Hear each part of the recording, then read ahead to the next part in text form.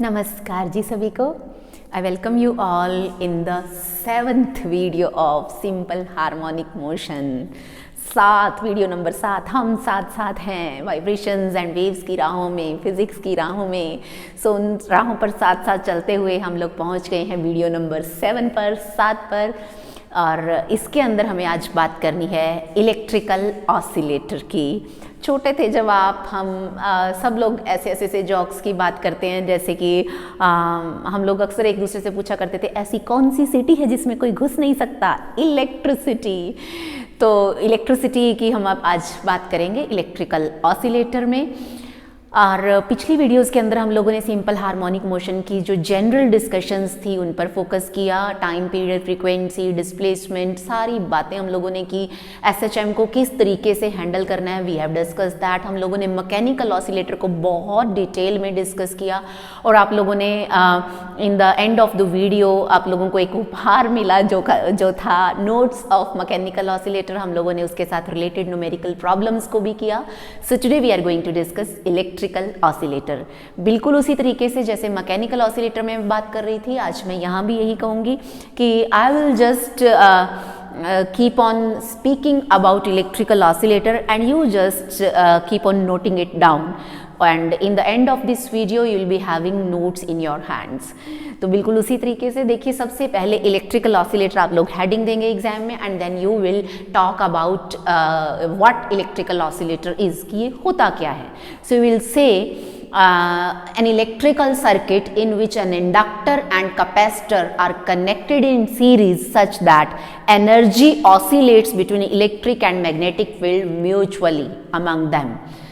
मैं फिर से बोल रही हूँ कि अगर एक इलेक्ट्रिकल सर्किट के अंदर एक इंडक्टर और एक कैपेसिटर सीरीज में लगे हों, if a circuit contains an inductor and a capacitor connected in series such that energy oscillates between electric field and magnetic field mutually among them, कि उन दोनों के बीच में जो एनर्जी है वो कहेगा कभी मेरे पास, जैसे कैच खेल रहे हैं दोनों, कभी इंडक्टर कहेगा मेरे पास आ गई भैया, मेरे पास आ गई, कभी कैपेसिटर कहेगा मेरे पास आ गई, मेरे पास आ गई. So in this way energy keep on oscillating between inductor and capacitor. और इंडक्टर हमें पता है energy in the terms of magnetic field store करता है, और कैपेसिटर हमें पता है in the terms of electric field को एनर्जी स्टोर करता है. सो ये पार्ट रहेगा आपका इंट्रोडक्शन का. फिर जैसे हमने मैकेनिकल ऑसिलेटर के अंदर प्रिंसिपल राइट डाउन किया था, एग्जैक्टली सेम यहाँ पर आपको इलेक्ट्रिकल ऑसिलेटर में भी प्रिंसिपल लिखना होगा. सो प्रिंसिपल की कैटेगरी में इंट्रोडक्शन लिखने के बाद सेकंड नंबर पर आप लिखेंगे प्रिंसिपल, सिद्धांत. बिना सिद्धांत के, बिना प्रिंसिपल के कोई स्कूल कॉलेज रन नहीं होता. सो बिना सिद्धांत के फिजिक्स का कोई कॉन्सेप्ट नहीं होता. So a fully charged capacitor discharges through a conductor when connected across it, या when connected with it. कि अगर कोई कैपेसिटर फुल्ली चार्ज है तो वो डिस्चार्ज होने की कोशिश करता है उस कंडक्टर के थ्रू जो इसके साथ कनेक्टेड होता है. आप सबको पता है कि जो कैपेसिटर है वो एक टांग अड़ाऊ यंत्र है.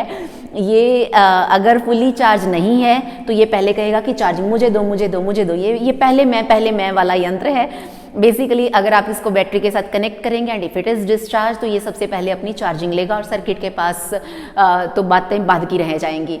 और अगर ये फुल्ली चार्ज है तो ये कहेगा पहले मैं, कि पहले मेरे चार्ज को डिलीवर करने दो. तो ये चार्ज को डिलीवर करता है. सो कैपेसिटर की चार्जिंग डिस्चार्जिंग चलती रहती है. सो प्रिंसिपल के अंदर फर्स्ट पॉइंट आप लोग लिखेंगे a fully charge capacitor discharges through a conductor when connected across it. कि एक फुल्ली चार्ज कैपेसिटर के साथ आप किसी कंडक्टर को कनेक्ट करेंगे तो वो अपना चार्ज उसको देना शुरू कर देगा, ट्रांसफर करना शुरू कर देगा. और सेकंड प्रिंसिपल फर्स्ट रहेगा कैपेसिटिव एक्शन. आप कहेंगे कि कैपेसिटिव एक्शन, जो मैंने अभी बोला कि capacitor discharges through a conductor when connected across it. और सेकंड जो प्रिंसिपल रहेगा वो रहेगा लेंज लॉ, या आप कहें Faraday's law of electromagnetic induction. Lenz law भी यहाँ पर काम करता है. लेंस नहीं है कि आपने ऐसे बड़ा छोटा करने के लिए देखा, lens LENZ, electromagnetic induction, EMI भरनी याद आ गई. सो EMI के अंदर बात करते हैं कि Lenz law basically gives us the direction of induced EMF when magnetic flux tries to change across a conductor और कॉइल, अगर मैग्नेटिक फ्लक्स किसी सर्किट में चेंज होने की कोशिश करता है, किसी इंडक्टर के अक्रॉस चेंज होने की कोशिश करता है, तो उसके अंदर इंड्यूस्ड ईएमएफ आ जाती है उसको अपोज करने के लिए। इंड्यूस्ड ईएमएफ आ जाती है, ये बात फैराडे ने कही थी according to his Faraday's law of electromagnetic induction. और वो इंड्यूस्ड ईएमएफ जो चेंज उसको प्रोड्यूस करने की कोशिश करता है उसके अपोजिशन में होती है, ये बात कही थी लेंज अंकल ने। तो फैराडे और लेंज अंकल ने मिलजुल के आप कह सकते हैं कि हम लोगों को क्या प्रोवाइड किया था, इलेक्ट्रोमैग्नेटिक इंडक्शन। सो उसके ऊपर भी ये बेस्ड है, क्योंकि वहां पर वो इंड्यूस्ड ईएमएफ का जो कॉन्सेप्ट रहता है वो यहाँ पर आएगा। सो ये प्रिंसिपल हो गई, बिल्कुल जैसे मैकेनिकल ऑसिलेटर के अंदर हमने बात करी थी, अजम्पशंस लिखेंगे उसके बाद, वहाँ हमने फ्रिक्शनलेस फ्लोर कंसीडर किया, वहाँ हमने मासलेस स्प्रिंग कंसीडर किया, तो यहाँ पर भी हम रेजिस्टेंसलेस वायर्स लेंगे। नॉट पॉसिबल, लेकिन हमें मानना पड़ेगा, resistance of the connecting wires is neglected. मैं बोलती जा रही हूँ, आप लोग लिख लीजिए, resistance of connecting wires is neglected. उनका रेजिस्टेंस जो है वो हम नेग्लेक्ट करेंगे, उसको हम कंसीडर नहीं करेंगे। एंड सेकेंड पॉइंट कि जो ऑपोजिशन रहेगी इंडक्टर और कैपेसिटर की वो भी बहुत स्मॉल है। XL and XC reactances of capacitor and inductor are also very very small. तो ये भी नेग्लिजिबल रहेंगी, क्योंकि हमें सर्किट के अंदर आइडियलिटी चाहिए। आइडियल सर्किट है कि एक भी एनर्जी लॉसेस जो है वो पर्सनली नहीं हम कहें कि पर्सनली कैपेसिटर कोई एनर्जी को नहीं खा जाएगा, पर्सनली इंडक्टर किसी एनर्जी को नहीं खा जाएगा। जितनी कैपेसिटर ने इंडक्टर को दी उतनी इंडक्टर टाइम आने पर कैपेसिटर को लौटा देगा। ये दो जो हमने अजम्पशंस ली, इनका लॉजिक यही है कंसीडर करने का। एंड आफ्टर दैट आप लोग लिखेंगे कंस्ट्रक्शन, बिल्कुल वैसे ही जैसे हमने मैकेनिकल ऑसिलेटर के अंदर करी थी। सो कंस्ट्रक्शन पार्ट बहुत इजी है। वहाँ पर भी था, एक स्प्रिंग था, स्प्रिंग के साथ आपने मास लगाया, सिंपल पेंडुलम में स्ट्रिंग, आपके पास एक मासलेस थ्रेड है, उसके साथ बॉब लटकाया। यहाँ भी बड़ा सिंपल है। So you will connect an inductor in series with the capacitor. This is the simple construction in case of electrical oscillator. So electrical oscillator में क्या रहता है कि you will connect a capacitor and inductor in series. तो इससे पहले कि हम लोग बस इतनी रहेगी इसकी कंस्ट्रक्शन, उसके बाद वर्किंग के अंदर या थ्योरी एंड वर्किंग के अंदर, थ्योरी से पहले हम लोग वर्किंग की बात करेंगे कि किस तरीके से जो ये इलेक्ट्रिकल ऑसिलेटर है ये काम करता है, ये इलेक्ट्रिकल ऑसिलेशंस किस तरीके से एग्जीक्यूट करते हैं। Let us understand this. हमें पता है वहाँ पर जो सारा का सारा रोल था वो इनर्शिया और इलास्टिसिटी का था। यहाँ पर सारा का सारा रोल रहेगा कैपेसिटिव एक्शन का और लेंज लॉ का, यानी कि कैपेसिटिव एक्शन और इंड्यूस्ड ईएमएफ जो है वो मिलजुल के काम करेंगी। तो सबसे पहले मैं डायग्रामेटिकली ही वर्किंग हेडिंग आप दे देंगे एग्जामिनेशन के अंदर, एंड उसके बाद आप लोग बात करेंगे कि जो आपका हमारा आप सबका प्यारा सा कैपेसिटर है वो फुली चार्ज है। डायग्राम नंबर 1, इसके अंदर मैं बात करूंगी कि जो कैपेसिटर है वो फुली चार्ज है सच दैट इट्स, आप लोग ए बी नेम दे सकते हैं, its plate A is positively charge and its plate B is negatively charge. And this fully charged capacitor will try to discharge through this inductor, क्योंकि ये circuit के अंदर charge को फ्लो करवाना शुरू कर देगा। सो इसको मैं अपनी एक्सट्रीम पोजीशन मानूंगी जहाँ से हमें ऑसिलेशन स्टार्ट करनी होती है। जैसे हम पेंडुलम को हम लोगों ने ऐसे लटकाया होता था, हम लोग यहाँ से ऐसे ऑसिलेशन स्टार्ट कर देते थे। सो इधर वाली को हम एक्सट्रीम पोजीशन बोलते थे। तो आप लोग कह सकते हैं this is the extreme position, जहाँ से आपने कैपेसिटर को फुली चार्ज करके अब छोड़ दिया है कि जा भैया अब अपना चार्ज दे दे। तो वो एक्सट्रीम पोजीशन का काम करेगी, ये वाली जो पोजीशन है। उसके बाद कैपेसिटर में से होता हुआ चार्ज जो है वो इंडक्टर में फ्लो करने लगेगा। सो मैं नेक्स्ट डायग्राम के अंदर इसको ड्रॉ कर देती हूँ। अब जब इंडक्टर में ये चार्ज फ्लो करेगा, so there will be change in magnetic flux through this inductor and an induced EMF will be set up. तो यहाँ पर मैग्नेटिक फील्ड लाइंस जो हैं वो सेटअप होंगी इस इंडक्टर के अक्रॉस, और वो मैग्नेटिक फील्ड लाइंस इस तरीके से सेटअप होंगी ताकि इस ईएमएफ को अपोज किया जा सके। जो ईएमएफ कहाँ से आ रही है, कैपेसिटर से आ रही है। जो करंट कैपेसिटर से आ रहा है उस करंट को अपोज करने के लिए इसके अंदर एक ईएमएफ आ जाएगी। अब यहाँ पर हम लोग कह सकते हैं कि शेयरिंग है। So this will be the mean position. जैसे वहाँ पर मीन पोजीशन होती थी तो वो मीन पोजीशन यहाँ पर रहेगी, जहाँ पर जो कैपेसिटर है वो अपनी एनर्जी किसको दे रहा है, इंडक्टर को दे रहा है। अब इसके बाद क्या होगा कि ये जो इंड्यूस्ड ईएमएफ इंडक्टर में आ गई है, अब कैपेसिटर जब फुली डिस्चार्ज हो जाएगा, मैंने आपको पहले ही कहा कैपेसिटर एक टांग अड़ाऊ यंत्र है, तो ये क्या कहेगा कि भैया अब मैं तो खाली हो गया हूँ, मुझे तो भर दो, वापस से भर दो। तो जो इंड्यूस्ड ईएमएफ यहाँ पर आएगी इंडक्टर के अक्रॉस, वो इंड्यूस्ड ईएमएफ उस इंड्यूस्ड ईएमएफ की हेल्प लेकर ये कैपेसिटर दोबारा से अपनी चार्जिंग शुरू कर देगा। जैसे मैंने पहले बात करी कि कैपेसिटर के अंदर चार्जिंग डिस्चार्जिंग चलती रहती है, अगर बेचारा खाली है तो वो चार्जिंग ले लेता है, अगर उसके पास चार्ज है तो वो डिस्चार्ज होने की कोशिश करता है। सो ईएमएफ उसको मिल रही है, यहाँ पर सोर्स ऑफ ईएमएफ है जो इंडक्टर के पास ईएमएफ है, that EMF will try to charge this capacitor. लेकिन ये ईएमएफ इस कैपेसिटर ने जो चार्ज फ्लो करवाया उसकी ऑपोजिशन में आई थी, तो उसी ऑपोजिशन वाली ईएमएफ जब इसको चार्ज करेगी तो ये ऑपोजिटली चार्ज करेगी। तो अब जो कैपेसिटर की प्लेट ए थी वो पॉजिटिव हो जाएगी और बी क्या है वो नेगेटिव हो जाएगी। फिर से एक्सट्रीम पोजीशन आ गई है, कैपेसिटर फिर से क्या हो गया है, चार्ज हो गया। सो position number 2, this is position number 3। उसके बाद फिर से मेन पोजीशन आएगी कि ये फुली चार्ज कैपेसिटर फिर से क्या कोशिश करेगा, जब ये फुली चार्ज हो गया तो ये कोशिश करेगा कि इंडक्टर जो है वो इससे उस चार्ज को ले ले। तो ये कैपेसिटर इस इंडक्टर को अपना चार्ज देना शुरू कर देगा, तो इसके अंदर फिर से वही मैग्नेटिक फील्ड लाइंस जो है वो सेटअप हो जाएंगी। उसके बाद फिर से वही प्रोसेस चलेगा, जब ये फुली डिस्चार्ज हो जाएगा ये फिर से चार्जिंग लेगा, लेकिन ऑपोजिशन में, बिकॉज एवरी टाइम जो ईएमएफ है induced EMF that is opposite to the previous one. तो ये इस तरीके से यहाँ पर पूरी की पूरी एनर्जी कैपेसिटर के पास है, तो सर्किट में इलेक्ट्रिकल एनर्जी है, और उसके बाद एनर्जी किसके पास आ जाती है, इंडक्टर के पास। यहाँ शेयरिंग हो रही है, फिर एनर्जी किसके पास है, इंडक्टर के पास। इंडक्टर स्टोर करता है in the terms of magnetic field, फिर एनर्जी फिर से किसके पास आती है, कैपेसिटर के पास। कैपेसिटर स्टोर करता है energy in the terms of electric field, फिर से magnetic field. So energy keep on exchanging between electric and magnetic and electric and magnetic. तो इलेक्ट्रिक एंड मैग्नेटिक फील्ड के अंदर एनर्जी की ऑसिलेशन जो है इसी को हम बोलते हैं इलेक्ट्रिकल ऑसिलेशंस। आप लोगों को याद होगा कि जब हम लोगों ने मैकेनिकल ऑसिलेटर किया तो वहाँ पर हमने एनर्जीज की बातें भी करी कि पोटेंशियल एनर्जी एक्सट्रीम पोजीशन पर हम जाते हैं, हम वर्क करते हैं तो पोटेंशियल एनर्जी स्टोर हो जाती है। यहाँ पर एक्सट्रीम पोजीशन में कैपेसिटर को चार्ज किया है, उसके ऊपर वर्क किया है, तो वो पोटेंशियल एनर्जी का काम हो जाएगा कि जो इलेक्ट्रिकल एनर्जी है दैट विल बी हम लोग कहेंगे कि एनालॉग ऑफ पोटेंशियल एनर्जी। इसी तरीके से जब ये चार्ज चलना शुरू हो जाएगा, करंट आ जाएगा, वहाँ पर जब पेंडुलम चलता था तो काइनेटिक एनर्जी आ जाती थी, वही वर्क डन, वही पोटेंशियल एनर्जी काइनेटिक एनर्जी में कन्वर्ट होती थी। तो यहाँ पर भी वही रहेगा, यहाँ पर भी पोटेंशियल एनर्जी जो इलेक्ट्रिकल एनर्जी है वो काइनेटिक में उसमें मैग्नेटिक में कन्वर्ट हो जाएगी। सो रोल ऑफ आप कह सकते हैं कि potential energy, the role which was played by potential energy in electric mechanical oscillator is being played by electrical energy in electrical oscillator, and exactly same the role which was being played by kinetic energy in mechanical oscillator is being played by magnetic energy in magnetic electromagnetic oscillator और electrical oscillator। वहां पर जो काम elasticity करती थी, elasticity क्या करती थी, उसको वापस मीन पोजीशन पर लेकर आने की कोशिश करती थी, हम खींचते थे तो वापस लेके जाती थी। तो यहाँ पर उस काम को कौन करता है, कैपेसिटर करता है, वो वापस चार्ज होना चाहता है, वापस डिस्चार्ज होना चाहता है। सो इलास्टिसिटी का रोल यहाँ कौन प्ले कर रहा है, कैपेसिटिव एक्शन, एंड इनर्शिया का रोल कौन प्ले कर रहा है, इंडक्टिव एक्शन। इंडक्टिव एक्शन क्या है, इंड्यूस्ड ईएमएफ प्रोड्यूस होती है, वो उसको वापस वहां ले जाती है।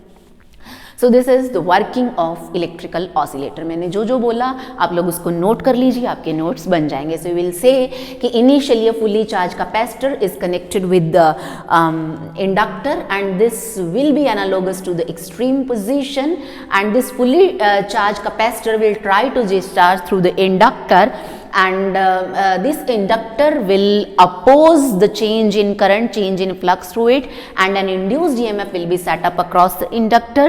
In this way magnetic field or magnetic energy will be stored in the inductor, and at this time capacitor will be discharged, and this will be the mean position, and in the next position which will be equivalent to extreme position, capacitor will be again charged from induced EMF across the inductor. The EMF which was developing across the inductor will charge the capacitor, but in opposite sense to the case 1, because it was induced and it was back EMF, it was acting opposite to the charge present in case 1. and again capacitor will be charged, so it will again try to discharge through the inductor in case 4 and in opposition to the case number 2, and it will again discharge through inductor and inductor will store magnetic field, and again induced EMF will be set up. This will again charge the capacitor and we will reach back to position number 1 where capacitor is charged, plate number A is positive and plate number B is negative. This way, and now energy is electrical energy. So in this way energy keeps on oscillating between electric field and magnetic field. तो ये जो मैंने बोला आप लोग इसको note कीजिए, आप लोग बैक जाइए, फिर से नोट कीजिए, स्पीड स्लो कर लीजिए, नोट कर लीजिए, आपके नोट्स अवेलेबल हो जाएंगे आपके पास. So this was working. Coming on to its theory part. Let us do its theory part. I should erase this diagram. सो अब हम थ्योरी के पार्ट पे फोकस करेंगे. मैथमेटिकल एनालिसिस, जिस तरीके से हमने मैकेनिकल ऑसिलेटर के अंदर एनर्जी की एक्सप्रेशन को फाइंड आउट किया, हमने differential equation of SHM in case of mechanical oscillator को डिराइव किया. हम लोगों ने ये फाइंड आउट किया कि जो मैकेनिकल ऑसिलेटर था that was executing simple harmonic oscillations. तो वो सारी कहानी हम यहाँ भी दोहराएंगे, कहानी को दोहराते जाएंगे, दिमाग में बिठाते जाएंगे. सो उस सर्किट हमारा वही है, छोटा सा प्यारा सा एक कैपेसिटर है मेरे पास और मेरे पास मेरा एक प्यारा सा इंडक्टर है. इंडक्टर की इंडक्टेंस L है, कैपेसिटर की कैपेसिटेंस C है. Potential difference dealt across capacitor is VC, potential difference और EMF dealt across inductor is VL. और हमें पता है potential across capacitor is Q by C. आपने कैपेसिटेंस की basic definition Q is equal to CV पढ़ी होगी, वहाँ से V is equal to Q by C. मैंने लिख लिया. So equation number 1. Coming on to inductor, and induced EMF set up across the inductor is given by minus L di by dt. This negative sign is given by Lenz's law because this is back EMF, this is induced EMF. It acts opposite to the change in magnetic flux. Magnetic flux जिस direction में change होने की कोशिश करता है ये इसको oppose करती है. सन किल्स फादर सुना होगा आपने, नाम तो सुना होगा. सो ये दो हमारी EMFs या पोटेंशियल डिफरेंसेस हैं. नाउ इस लूप के अंदर, इस सर्किट के अंदर I will apply Kirchhoff's voltage law. Sum of all EMFs is equal to sum of all potential differences. EMF is VL and potential difference is VC. So minus L di by dt is equal to Q by C. आप इसको उधर ले जाइए, दोनों terms positive हो जाएंगी. So L di by dt plus Q by C equal to 0. First term के अंदर मेरे पास करंट है, सेकेंड टर्म के अंदर मेरे पास चार्ज है. मुझे दोनों टर्म्स को सिमिलर करना है तो मैं क्या करूँगी, इस I को dQ बाई dt पुट कर दूंगी. हम लोग इधर लिख लेते हैं इसको. So this equation L d by dt, I को मैंने लिखा dQ by dt plus Q by C equal to 0. मैं ये लिख सकती हूँ. अभी यहाँ पे डबल डेरिवेटिव हो गया चार्ज का. So d2q dt2 plus Q by C equal to 0. अब डिफरेंशियल इक्वेशंस में हम लोग जनरली हाईएस्ट ऑर्डर डेरिवेटिव की टर्म के कोफिशिएंट को 1 बना देते हैं जस्ट फॉर आर ईज. तो मैंने इक्वेशन को L से डिवाइड कर दिया. d2q dt2 plus 1 by LC into Q equal to 0. This is differential equation. अब मैंने इसको डिफरेंशियल इक्वेशन क्यों कहा, आप लोग इसको नोट कर लीजिए and after that I will रब इट ऑफ. आई थिंक हो जाएगा. सो मैं इसको इरेज कर रही हूँ. अब देखिए मैंने इसको डिफरेंशियल इक्वेशन क्यों कहा. हम लोगों ने डिफरेंशियल इक्वेशन SHM की पढ़ी हुई है, d2x बाई dt2. उससे कंपेयर कीजिए इसको, d2x by dt2 plus omega naught square x is equal to 0. Mechanical oscillator में हमने ये इक्वेशन पढ़ी है. So comparing these two equations, x displacement की जगह हमारे पास चार्ज है, डिस्प्लेसमेंट की जगह चार्ज है. So that means this term must be the term of angular frequency. So comparing with general equation of SHM, omega square is equal to 1 upon LC और omega naught is equal to 1 upon root LC is the angular frequency of electrical oscillations. यानी कि इस frequency की oscillations generate होंगी. Linear frequency हमें पता है omega naught upon 2 pi रहती है. So it will be 1 upon 2 pi 1 upon root LC will be the frequency of these oscillations। तो हमारे पास डिफरेंशियल इक्वेशन आ गई है SHM की और उसकी फ्रीक्वेंसी भी आ गई है। सॉल्यूशन बिल्कुल उसी तरीके से जैसे हमने मैकेनिकल ऑसिलेटर में किया था। तो इस इक्वेशन का सॉल्यूशन क्या रहेगा, वहाँ क्या होता था x is equal to a cos omega naught t। तो यहाँ पर x की जगह है q, a वाज एम्पलीट्यूड और मैक्सिमम वैल्यू ऑफ डिस्प्लेसमेंट, और उसकी जगह हमारे पास क्या है q naught. q is equal to q naught cos omega t will be the solution of this differential equation number 3। इसको आप 3 कह सकते हैं, 4 कह सकते हैं। So this was the differential equation and frequency of electrical oscillator. लेकिन wait, हम कहानी को यहीं पर पूर्ण विराम नहीं लगाएंगे। हम लोग अभी एनर्जी की बात भी आज ही कर लेंगे ताकि इलेक्ट्रिकल ऑसिलेटर का जो बेसिक आइडिया है वो यहीं पर हमारा पूरा हो जाएगा। इसके बाद हम लोग अगली सीढ़ियों पर चढ़ते चले जाएंगे। So now I am going to discuss about energy in case of electrical oscillator. So I should rub it off. आप लोगों ने इसको नोट कर लिया होगा। Energy of electrical oscillator.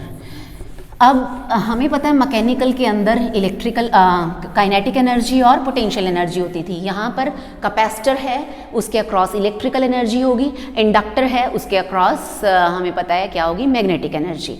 तो हम लोग बिल्कुल वहाँ पर हमने पहले काइनेटिक एनर्जी की बात करी थी, तो यहाँ पर हम बिल्कुल काइनेटिक एनर्जी का रोल यहाँ कौन प्ले कर रहा है, हमें पता है इंडक्टर के अक्रॉस जो एनर्जी है वो।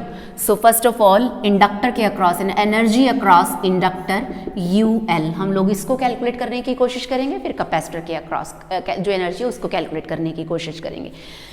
हम लोगों को ये पता है कि जो स्मॉल वर्क डन होता है W वो किसके इक्वल रहता है, VDQ, और उसके अगेंस्ट किया जाता है क्योंकि EMF अगेंस्ट वर्क करती है। एंड दिस V, ये जो V रहता है ये अक्रॉस इंडक्टर हमें लिखना है, it is -L di/dt, it is this one dq minus work done. जो इंड्यूस्ड EMF आती है वो चार्ज के अगेंस्ट कितना वर्क करती है, VL इंटू DQ, क्योंकि पोटेंशियल डिफरेंस की डेफिनेशन आपको पता है work done per unit charge. तो वर्क डन किसके इक्वल हो जाएगा, पोटेंशियल डिफरेंस इंटू चार्ज। तो वही किया हमने, माइनस ने माइनस को निस्तनाबूद कर दिया, खत्म कर दिया। सो L di/dt इन DQ। अब ये यहाँ पर भी चेंज है, यहाँ पर भी चेंज है, यहाँ पर भी चेंज है। So small change in time interval, चाहे मैं यहाँ लिखूँ यहाँ लिखूँ, सो इट डजेंट मैटर। तो मैंने नेक्स्ट स्टेप के अंदर इसको यहाँ लिख लिया। और ये टर्म मुझे पता है dq/dt is what, it is I, current LI/di, ये हो गया small work done. Total work done will be stored as in energy across inductor and it will be integration of this term LI/di, और जो हमारी L is constant, हमारी limits रहेंगी 0 to I, और L constant है, बाहर आ गया 0 to I/di। आपको पता है ये इंटीग्रेशन आप सॉल्व करेंगे, it will B I²/2, limits put करेंगे I²/2। So energy across inductor will be half LI²। आप लोगों ने लोअर क्लासेस के अंदर या पिछले चैप्टर्स के अंदर इस एक्सप्रेशन को पढ़ रखा होगा। So it is UL, energy across inductor is half LI²। तो मैं यहाँ साइड पर लिख देती हूँ इसको, energy across inductor is half LI²। ये हो गया। I हमें पता है वैसे dq/dt होता है, आप लोग इस एक्सप्रेशन को और सिंप्लीफाई कर सकते हैं, I dq/dt इसका स्क्वायर। अब Q हमें पता है किसके इक्वल था, Q naught cos omega t के इक्वल था। सो आप dq/dt करेंगे, डेरिवेटिव करेंगे, Q not is constant, cos omega t का derivative minus sine omega t into omega. तो जब इस वैल्यू को यहाँ पुट करेंगे, हाफ L, इस सारी टर्म का स्क्वायर करना है, माइनस माइनस खत्म हो जाएगा।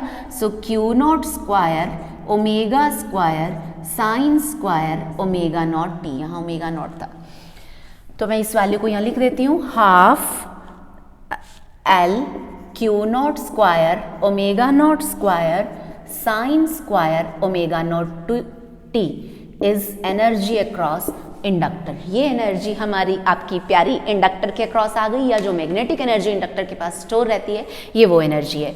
आप लोग इसको नोट डाउन कीजिए and then we will switch to energy across capacitor.